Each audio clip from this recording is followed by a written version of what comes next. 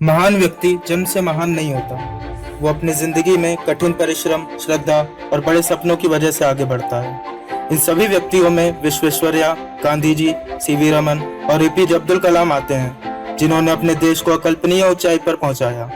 इसी तरह से एक व्यक्ति ने अपना घर परिवार त्याग कर अपने देश को सर्वशक्तिशाली बनाने का प्रण लिया।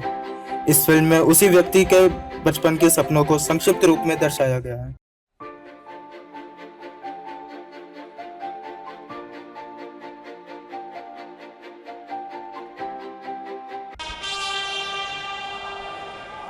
Prime minister Shri Narendra Damodar Das Modi.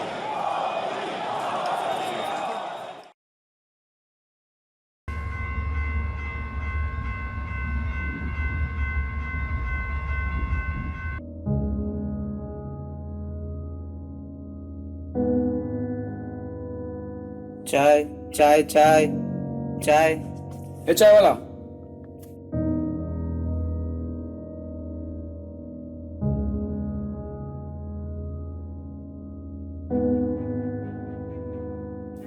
ए चाय वाला।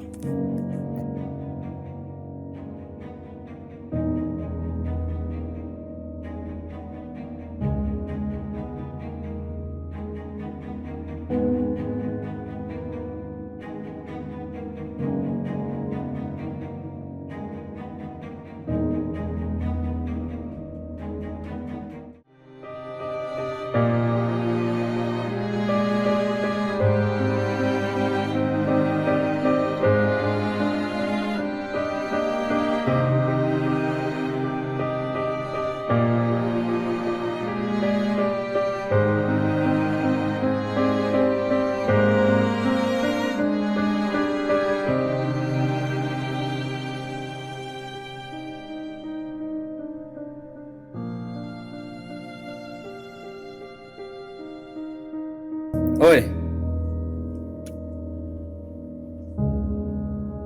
कैसे लोग हैं? इनके पास दिमाग ही नहीं है। सरकार देश नहीं बदल सकती, देशवासी बदल सकते हैं। देशवासी बदलेगा तो देश अपने आप बदलेगा।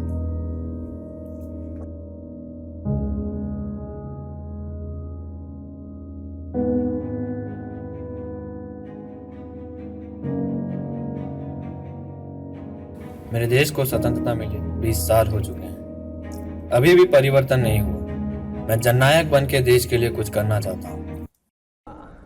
तो दुनिया की कौन सी ताकत है जो हमारे शहर गांव को आकर के गंदा कर सकती है? क्या इतना सा संकल्प नहीं कर सकते? आइए बहनों, 2019 में महात्मा गांधी के 150वीं जयंती आ रही है। महात्मा गांधी को सबसे प्रिय था सफाई, स्वच्छता।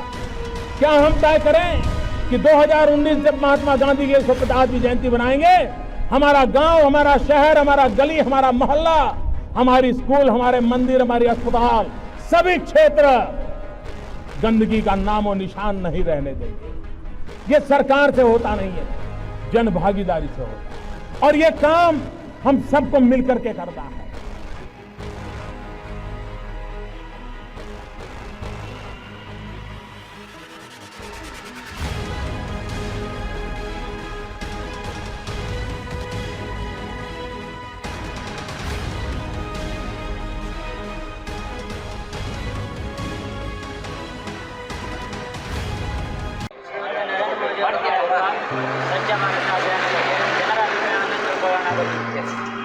ಒಂದು ಒಳ್ಳೆ ಪ್ರಶ್ನೆ.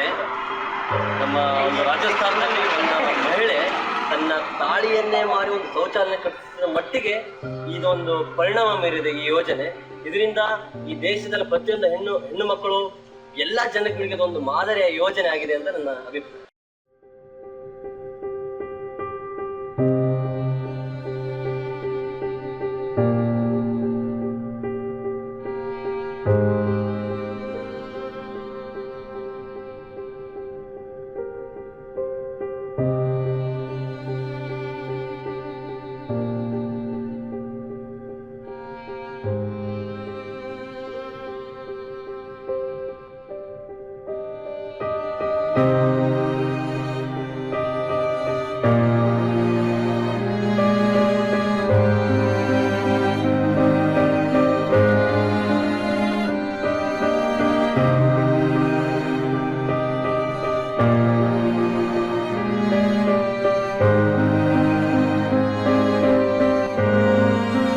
में बहुत ज़्यादा गांव हैं और इन गांवों में टीवी बहुत कम है, परंतु इन गांवों में मनोरंजन और समाचार का एक ही जरिया है, रेडियो।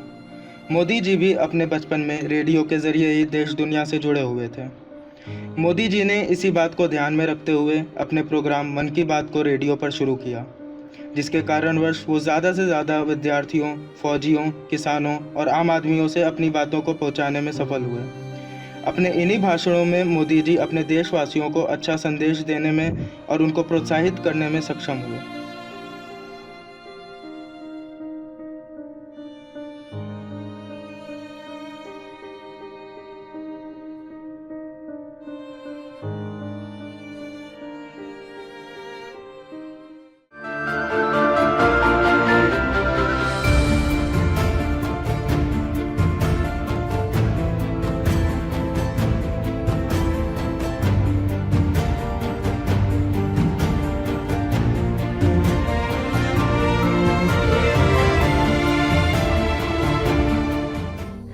ಇದು ಒಂಥರ ಭಾಳ ಒಂಥರ ಯುನೀಕ್ ಪ್ರೋಗ್ರಾಮು. ಈ ದೇಶ ಹಳ್ಳಿಗಳ ದೇಶ.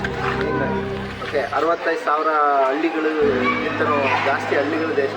ಎಲ್ಲ ಕಡೆಯೂ ಟೆಲಿವಿಷನ್ನು ರೀಚ್ ಆಗಿದೆ. ಅಫ್ಕೋರ್ಸ್ ಟೆಲಿವಿಷನ್ ಈಗ ಭಾಳ ಕಾಮನ್ ಇದು, ಬಟ್ ಆದ್ರೂ ಕೆಲವು ಕಡೆ ಈಗಲೂ ನೀವು ಉತ್ತರ ಭಾರತದಲ್ಲಿ ಹೋದರೆ ಅಥವಾ ಸ್ವಲ್ಪ ಗ್ರಾಮೀಣ ಪ್ರದೇಶದಲ್ಲಿ ಹೋದರೆ ಈಗಲೂ ರೇಡಿಯೋ ತುಂಬ ಎಫೆಕ್ಟಿವ್ ಸಾಧನ ಜನಗಳಿಗೆ.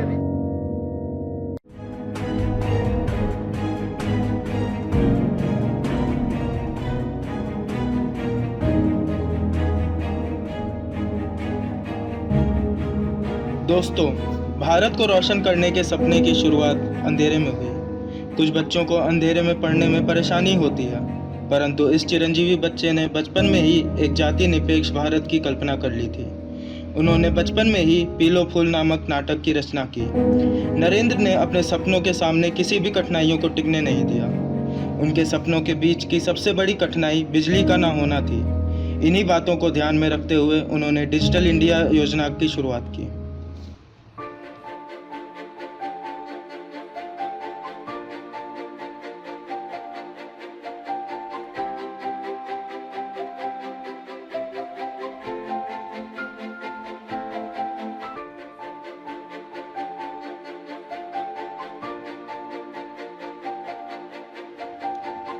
वो इधर है क्या? सलाम अलैकुम नरेंद्र। वालेकुम अस्सलाम जसूद। क्या कर रहा है? पिल्लू पुल नाटक लिख रहा हूँ। कितना हो गया?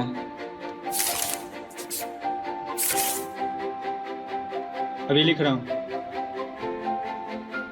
कब तक खत्म हो जाएगा ये? 1 हफ्ते में हो जाएगा।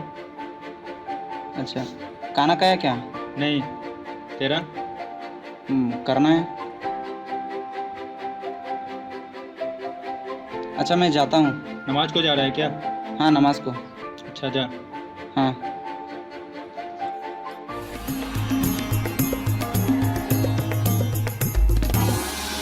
हमारा सपना है डिजिटल इंडिया। जब मैं डिजिटल इंडिया कहता हूं तब ये बड़े लोगों की बात नहीं, एक गरीब के लिए।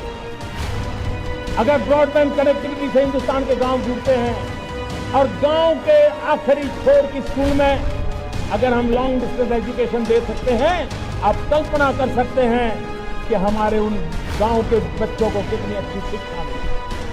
जहां डॉक्टर नहीं पहुंच पाते, अगर हम टेली मेडिसिन का नेटवर्क खड़ा करें तो वहां पर बैठे हुए गरीब व्यक्ति को भी किस प्रकार की दवाई की दिशा में जाना, उसका स्पष्ट मार्गदर्शन मिल सकता। सामान्य मानवी की रोजमर्रा की चीजें आपके हाथ में मोबाइल फोन है। हिंदुस्तान के नागरिकों के पास बहुत बड़ी तादाद में मोबाइल करेंगे, लेकिन क्या ये मोबाइल गवर्नेंस की तरफ हम जा सकते हैं? अपने मोबाइल से वो बैंक अकाउंट ऑपरेट करे, गरीब आदमी वो सरकार से अपनी चीजें मांग सके, वो अपनी अर्जी पेश करे, अपना सारा कारोबार अपने चलते चलते मोबाइल गवर्नेंस के द्वारा कर सके। और ये अगर करना है तो हमें डिजिटल इंडिया की ओर जाना है।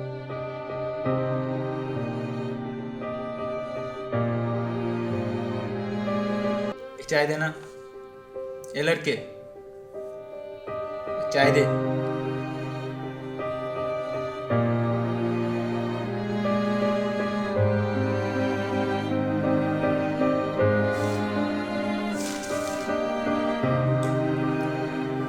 मुझे बहुत पीड़ा होती है अपने देश के जवानों की हालत देखकर। क्यों, क्या हुआ? देखो कितने सैनिक देश के लिए शहीद हो चुके हैं। मैं उनके हालत को समझता हूँ, पर हम कर भी क्या सकते हैं। हाँ, मुझे दुख होता है यह सब देखकर। मुझे भी। हमारे देश की स्थिति ठीक नहीं है। ऐसा क्या हुआ? मेरा एक ही बेटा था जो देश सेवा के लिए सेना में जाना चाहता था। सेना? हाँ, उसने कड़ी परिश्रम की, उसके बाद? देशभक्त बना, देश के लिए जान दे। आपको सरकार की तरफ से कोई चिट्ठी नहीं मिली? नहीं, मुझे कोई चिट्ठी नहीं मिली। अंत में मैं उनके पास खुद गया, पर का कोई फायदा नहीं हुआ।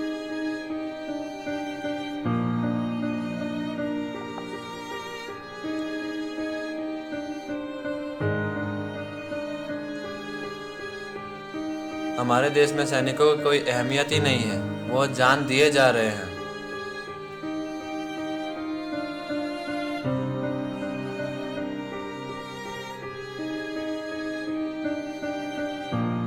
जब तक ऐसी सरकार रहेगी हमारे देश में सैनिकों को कोई इज्जत नहीं रहेगी।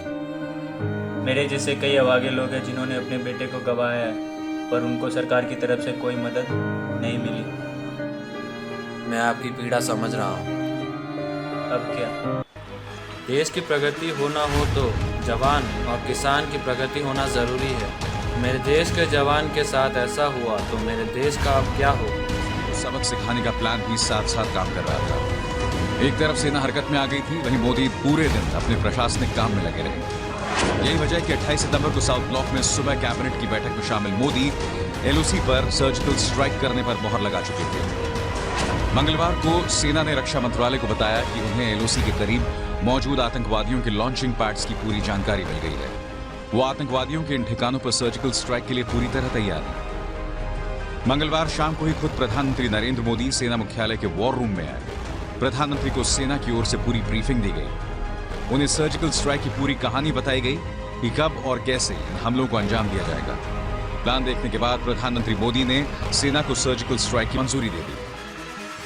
आतंकवाद के खिलाफ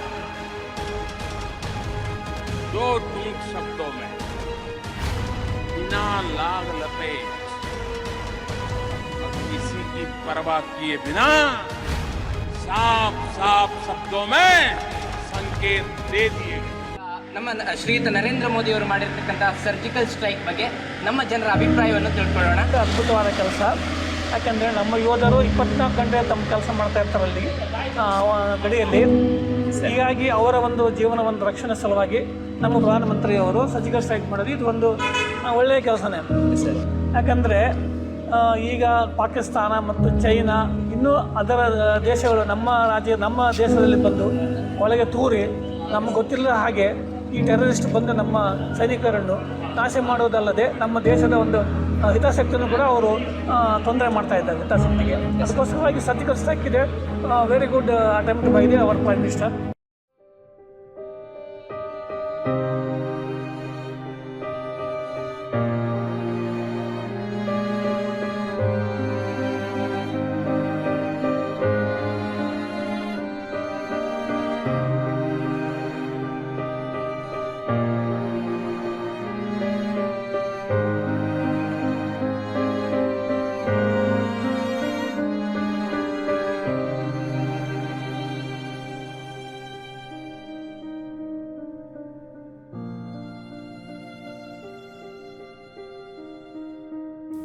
ए चाय वाला,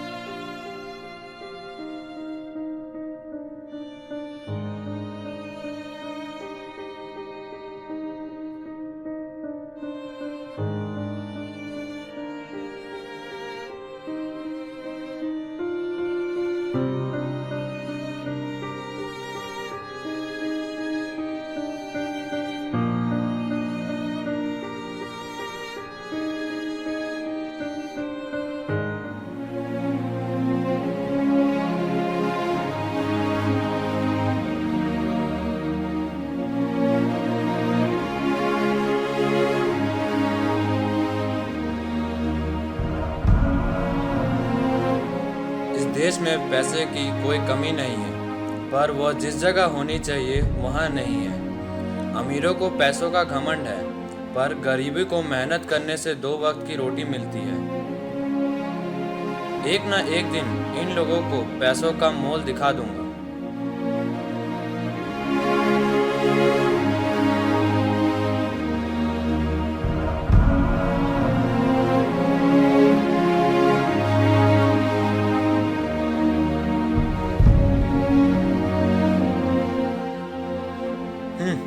गांधी जी गरीबों के पास कुछ ही समय के लिए रहते हैं, पर वो उनको आनंद से देखते हैं, और अमीरों के पास कभी भी रहते हैं, पर वो उन्हें मुड़कर भी नहीं देखते।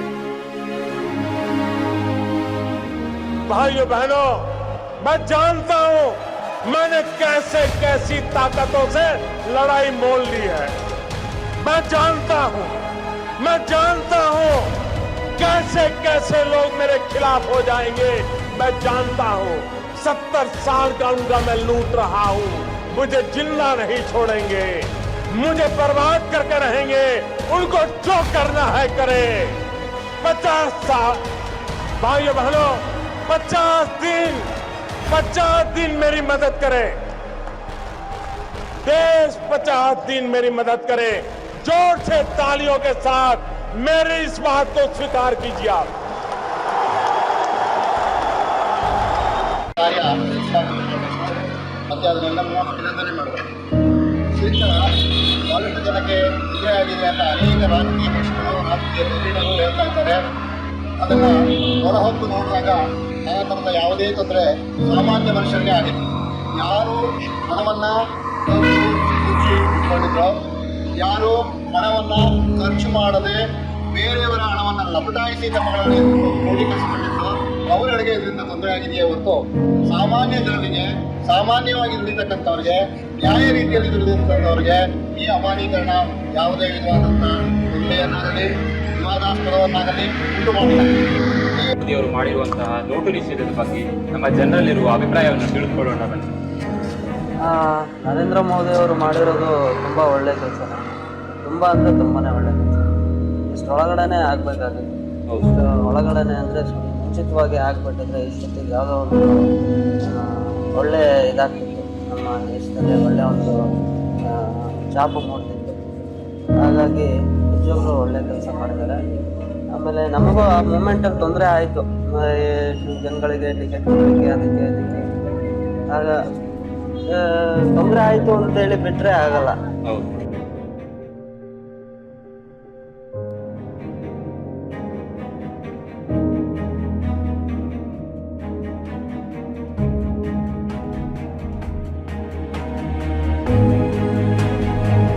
आज़ादी के बाद जन्मे प्रधानमंत्री नरेंद्र मोदी जी ने बहुत अच्छे योजनाओं को लागू किया, जिससे दूसरे देश हमारी ओर आकर्षित होने पर मजबूर हो गए। परंतु अभी भी एक बहुमूल्य योजना की घोषणा होनी बाकी है। प्रधानमंत्री जी जल्द ही इस योजना को लागू करेंगे, जो गरीबी हटाने और भारत को अलग ऊंचाइयों पर ले जाने में मदद करेगी। इस सीन में इसी योजना और आगे आने वाली फिल्म के बारे में संकेत दिया गया है।